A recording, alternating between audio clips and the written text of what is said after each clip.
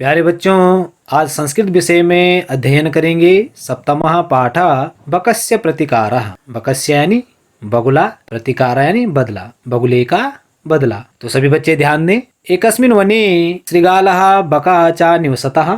एक वन में एक सियार और एक बगुला रहते थे। तयो मित्रता आसीत, उन दोनों में मित्रता थी, दोस्ती थी। एकदा प्रातः श्रृगालः बकम अवदत्। एक दिन सवेरे सियार ने बगुले को कहा, मित्र स्वः त्वं मया सह भोजनम कुरु। हे मित्र, कल तुम मेरे साथ खाना खाओ। श्रृगालस्य निमंत्रेण बकः प्रसन्न अभवत्। सियार के निमंत्रण से बगुला खुश हुआ। अग्रिम दिने सः भोजनाय श्रृगालस्य निवासम अगच्छत्। अगले दिन वह भोजन के लिए सियार के निवास स्थान पर गया, उसके घर गया। कौन? बगुला। कुटिल स्वभाव श्रृगालः स्थाल्याम बकाय क्षीरोदनम अयच्छत्। और कुटिल स्वभाव वाला यानी दुष्ट स्वभाव वाला सियार, उसने थाली में बगुले को खीर दी और बगुले से कहा, च मित्र अस्मिन् पात्रे आवाम अधुना सहैव खादावः। हे मित्र, इस बर्तन में हम दोनों अब साथ ही खाते हैं, हम एक ही बर्तन में साथ में खा लेते हैं। भोजन काले बकस्य चंचु स्थालितः भोजन ग्रहणे समर्थान अभवत्। और जब वो भोजन के समय बगुले की चोंच थाली से भोजन ग्रहण करने में समर्थ नहीं थी, क्योंकि इसकी चोंच लंबी थी, जिससे वो भोजन करने में असमर्थ हो गया, वह भोजन नहीं कर पा रहा था।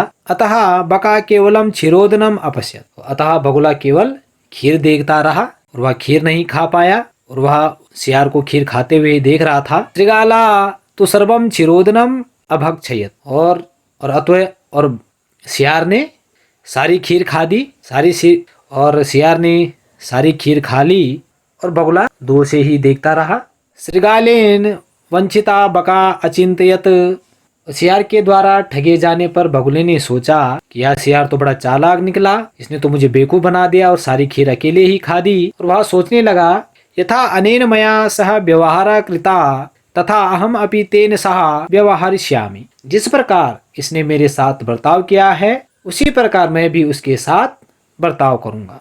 एवं चिंतयित्वा सह श्रृगालम अवदत्। और ऐसा सोचकर उसने सियार से कहा, मित्र त्वम अपि स्व सायं मया सह भोजनम करिष्यसि। कि दोस्त, तुम भी कल शाम मेरे साथ भोजन करोगे। जैसे तुमने मुझे निमंत्रण दिया, तो मेरा भी फर्ज बनता है कि मैं भी तुम्हें निमंत्रण दूं भोजन के लिए। इसलिए तुम मेरे घर में भोजन का निमंत्रण तुम्हें दे रहा हूँ, इसलिए हम साथ में भोजन करेंगे। बकस्य निमंत्रेण श्रृगालः प्रसन्नः अभवत्। और बगुले के निमंत्रण से सियार खुश हो गया।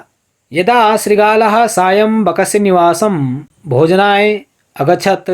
और जब सियार शाम को बगुले के निवास स्थान पर यानी उसके घर पर भोजन के लिए गया, तदा बका संकीर्ण मुखे कलशे क्षीरोदनम अयच्छत्। तब बगुले ने छोटे मुंह वाले कलश यानी जिसका सुराही जो छोटा हो, उसमें खीर डाली। और श्रृगालम चावदत्। और सियार से बोला, मित्र आवाम अस्मिन् पात्रे सहैव भोजनम कुर्वा। दोस्त, हम दोनों इसी बर्तन में एक साथ ही भोजन करते हैं। बका कलशात चंचा क्षीरोदनम अखादत्। और बगुले ने कलश में चोंच द्वारा खीर खाई, परंतु श्रृगालस्य मुखम कलशे न प्राविशतः। परंतु सियार का मुंह कलश में नहीं गया।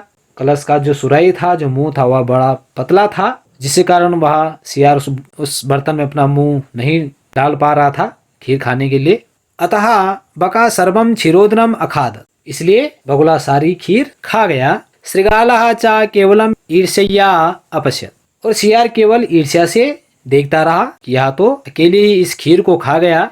श्रृगालः बकं प्रति यादृशं व्यवहारम् अकरोत्। बकः अपि श्रृगालं प्रति तादृशं व्यवहारं कृत्वा प्रतिकारम् अकरोत्। तो सियार ने बगुले के प्रति जिस प्रकार का व्यवहार किया, बगुले ने भी सियार के साथ वैसे ही व्यवहार करके अपना बदला लिया। जिस प्रकार ने सियार ने चालाकी की थी, उसी प्रकार से बगुले ने भी उसको उसी की चालाकी से उसको जवाब दिया। और कहा भी गया है उक्तमपि, और कहा भी गया है, आत्म दुर्व्यवहारस्य फलम भवत् दुःखदम तस्मात् सद्व्यवहार हर्तव्यम मानवेन सुखैषिणः।